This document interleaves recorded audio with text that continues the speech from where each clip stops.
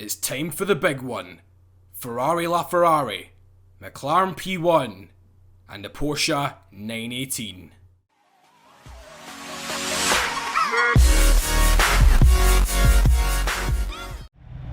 First up is the Ferrari LaFerrari, or should I say in James May's case, the Ferrari LaFerrari.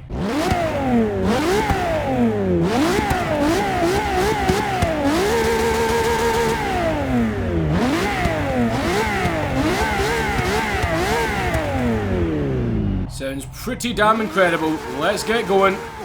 Now I've chosen Spa to drive the Ferrari LaFerrari around.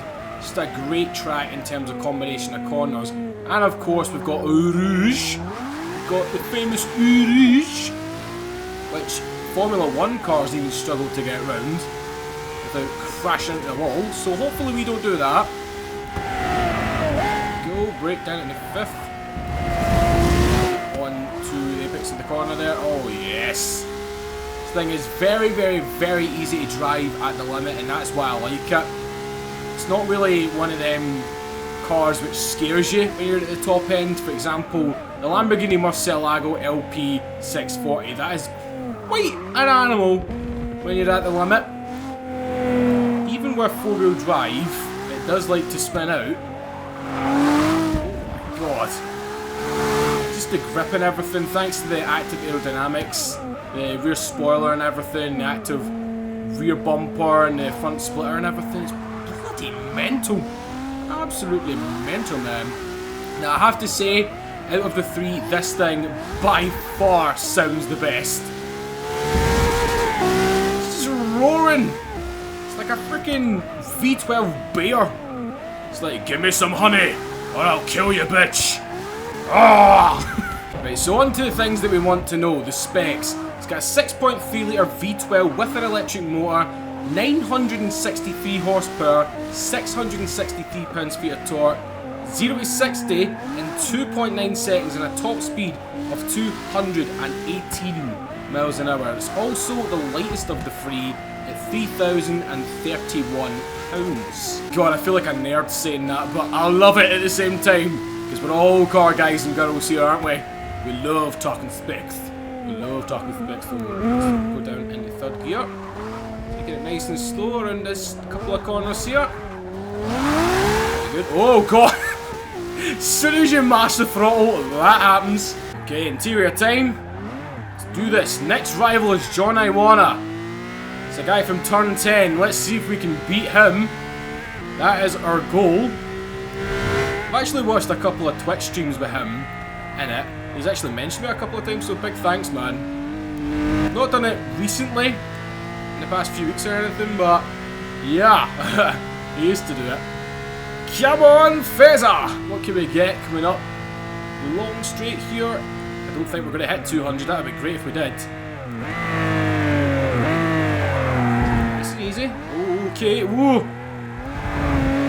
The steering is very light, as I says, which is kind of good and kind of bad at the same time, because if you turn it too much, it'll just initiate a drift very easily. Because look at this. That's full turn, and the back end wants to break loose. Very featherweight steering system. You've got to be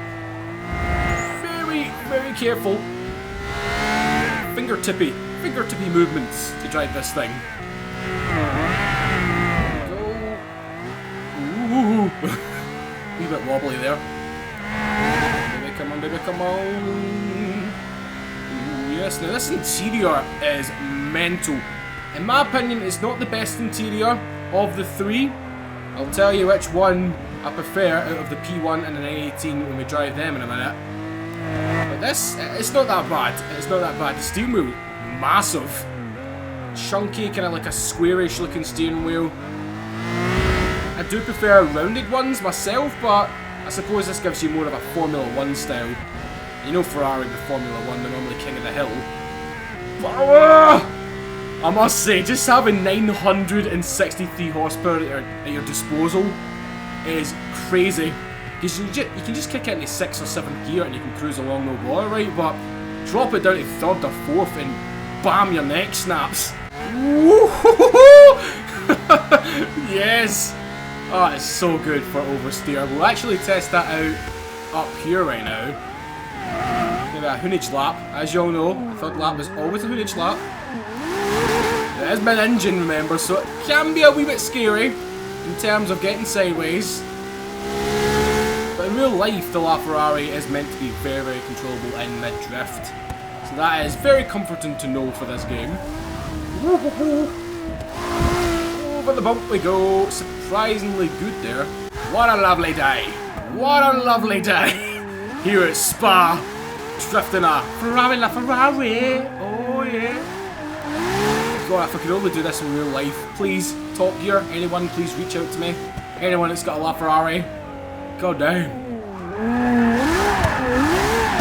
Keep her going, keep her going. Maybe change up into fourth. Oh, she gracefully slides. Slides, I mean. Yeah, she slides, yes, she slides. She gets slide wedge. Only if that was a thing. Right, this has to be one of the best corners in terms of continuous drifts. Fifth gear drifting. Oh my god. Oh, keep her going, keep her going. Oh, you can tell when this thing is going to spin. That is actually good. So you can just ease off the throttle. Oh man, oh man. Oh my goodness. Oh my days. Look at that epicness. So good. So the LaFerrari then is a very, very powerful Italian V12 animal, and it's probably the most soulful car here. It just has like the most character, if you know what I mean, the most sense of like being alive. So let's move on to its British rival. And here it is, the Smurf Blue McLaren P1. Now we're on the Grand East variant, I believe, of the Virginia International Raceway. But before that, just like the LaFerrari, it's time for a noise test.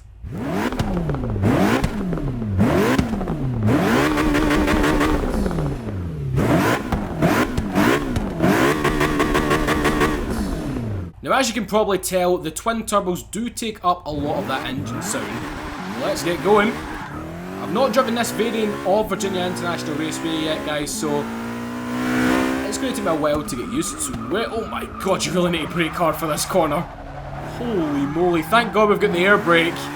That helps out big time, or else we'd be careering right into them trees. That wouldn't have ended well. Like a $1 million freaking hypercar. Oh my god. Sideways already. That's amazing. Yeah, I'd probably have to say this thing is the most terrifying in terms of being at the limit. Because the LaFerrari is very, very easy to handle. As I said when I just drove it there. Works with you, but this thing, it does work with you, but you really, really need to be awake with this. Because if you step out of line once, you're going to go down. You're going to go down to Chinatown. I don't know about that noise, seriously, the LaFerrari just sounds a lot more growly, a lot more soulful, as I says. This thing has around about 903 horsepower, and I think it actually has the exact same pound-feet of torque output as the LaFerrari, 663. Loving this variation of the track, man. I mean, in the standard one, you just go round the outside of it, but this has so many elevation changes, and so many, like, good drifting corners, but we're doing a review of McLaren. Drifting doesn't relate. Oh, there we go. I spoke too soon. I spoke way, way, way too soon right there. Okay, that's a tight-ass corner. Tight-ass corner, man. The top speed in this thing is 217 miles an hour compared to the LaFerrari's 218, but 1 mile an hour difference. Come on, seriously. If you have a little bit of a gradient, you'll make it up to 218 miles an hour, maybe even 220. Speaking of top speed, we're coming on to the main straight. And power! Oh, come on, what we're going to get before a tiny break. That was around about 193, I think it was there. Holy moly, this thing has astonishing brakes. So good. I don't think they're as powerful as the LaFerrari. I certainly don't feel it, but yeah, it's good nonetheless. Right, into the interior we go. Love this, man. Love it, love it, love it. Carbon fibre everywhere. Proper racing style steering wheel. I mean, the LaFerrari, as I said, is a square steering wheel. This is more circular. more the way I like it. So in terms of steering wheels, the McLaren wins, in my opinion. But maybe not. Maybe not yet. We haven't tested it in the M18. Okay.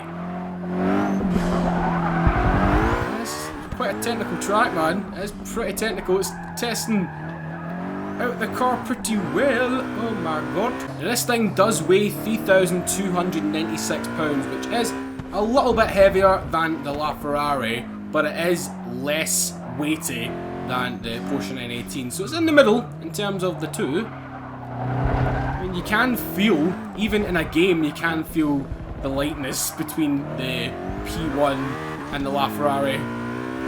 It's a lot more nimble, the LaFerrari is. Whereas this, it's a lot more stiff, I would say. Feels a lot more rigid. Ooh, a little bit out of line there. Clutch, handbrake. A little bit of sliding action. Yes. Just boof the throttle for some fun. If you could fix me a drink in there, that would be great after driving this car. It takes a lot out of you. It's definitely a lot more focused than the Ferrari, I should say. It's a lot more serious. I'm trying to compare this to the Forza Horizon 2 one, because we've had the P1 in like 3 games now. I think it was Forza 5, Forza Horizon 2, and this game. This is definitely the most meanest it's ever been.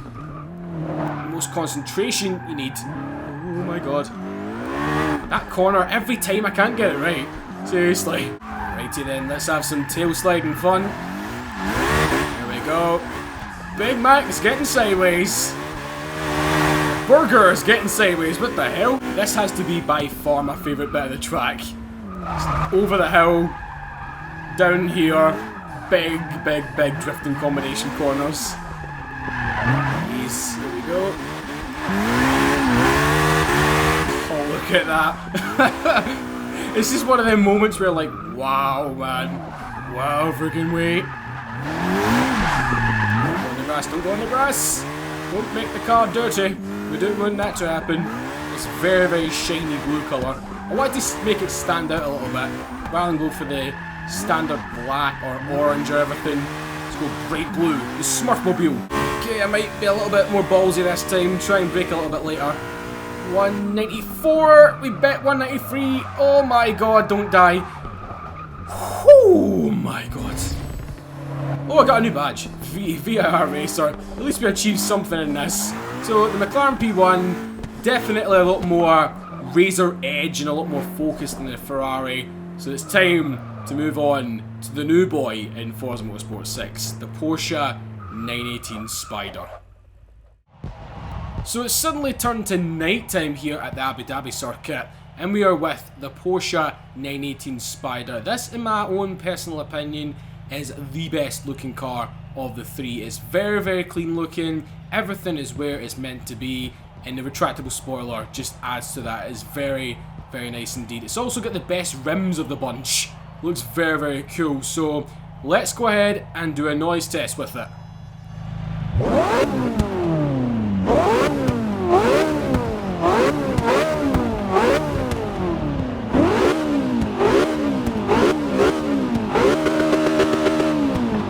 Now personally, I think it sounds a little bit better than the P1. That's just my taste. Anyway, let's get going. 3, 2, 1, go! I love how the exhausts are actually on the engine bay. Very cool indeed. And there's that spoiler which looks brilliant, eh? Absolutely brilliant now. This thing has 4-wheel drive, so it's a lot more grippier straight away into the corners than the Big Mac and the Fezza. Very good. And this thing actually does have rear wheel steering, so that only helps it even more getting into the bends. Brake into the little chicane area here on the Abu Dhabi circuit. Very nice circuit this. I love it when it's all lit up like this at night. Just makes the cars pop even more. Oh, there we go. Woo! Now it does actually feel, as Richard Hammond says in the review of this car in real life, like a rear drive car. It's only when you're going quite slow into the corners that it feels 4-wheel drive, because you can feel like the front wheels tugging away and everything. Right. Go. Oh, Should have braked a little bit more there. Going wide. You can go wide, or you can go home. We went on 2 wheels. God damn, man.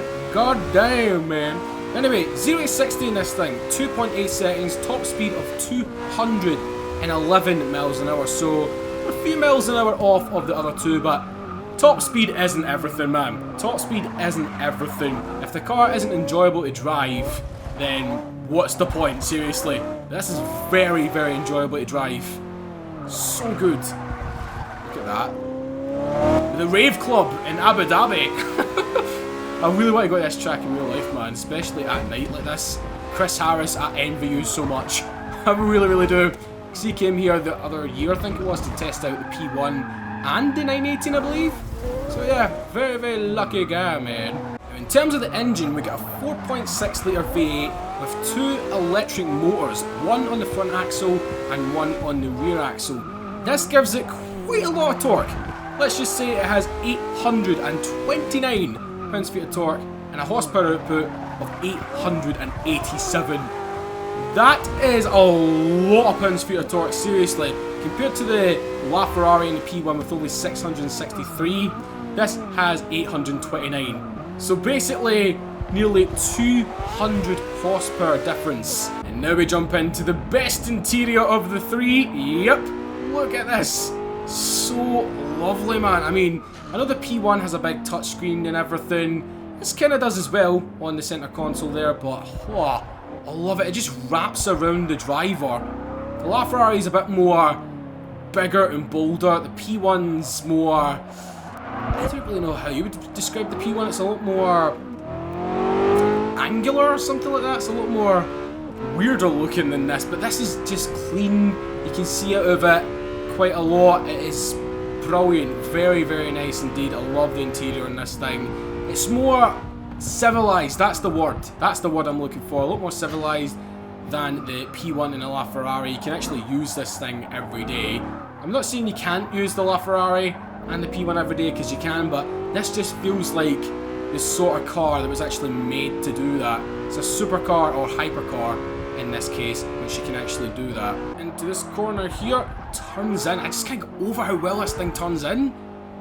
Oh, so darty, man. I mean, the LaFerrari is a wee bit more edgier, a wee bit more crisper on the turn in, but this, so smooth. Very, very smooth. Much wow. Whereas the P1 just wants to freaking kill you. Really, really does. Just wants to oversteer. Gone. Right through here we go. At granny pace. Try and pick up the pace a little bit. There we go. Back end. Wanting to come out here. I'm just lost for words with this car. I am lost with words. And the other great thing about this is, I nearly forgot, this is the only one with a removable roof. So it's the 918 Spider. So on sunny days and everything, I mean, I imagine all of the owners would be freaking blooming multi-millionaires, obviously. You need to be to afford it. And they would live in, like, Monte Carlo or something, so it's always sunny there. The great thing about having four-wheel drive is, if you do cock up like that, it just pulls you through the corner, pulls you back on track. But if I was to do that with a P1 or LaFerrari, I would have been dead. No more EK, no more videos. And as Richard Hammond says in his review, this car is probably the most important of the three, because it's basically trying to save the supercar and the hypercar for tomorrow by packing the best that technology can actually put forward and everything right now. So it's got all the latest gadgets and everything, just to make it as green as possible, but at the same time, make it as exciting as possible. Okay, so we've driven all three cars. Now it's time for the big conclusion. So after spending up to an hour of trying to contemplate a winner of this test, I simply can't. All three of these cars are masterpieces with individual characteristics. The LaFerrari is a lot more soulful compared to the other two, having a proper naturally aspirated V12 engine which just delivers Italy's finest exhaust note. It's also a very forgiving car. You can push it and push it and push it and it'll just work with you. The McLaren, on the other hand, I'm going to borrow a quote from Jeremy Clarkson here. It is a widowmaker. Seriously, if you're not concentrating, this thing will eat you up.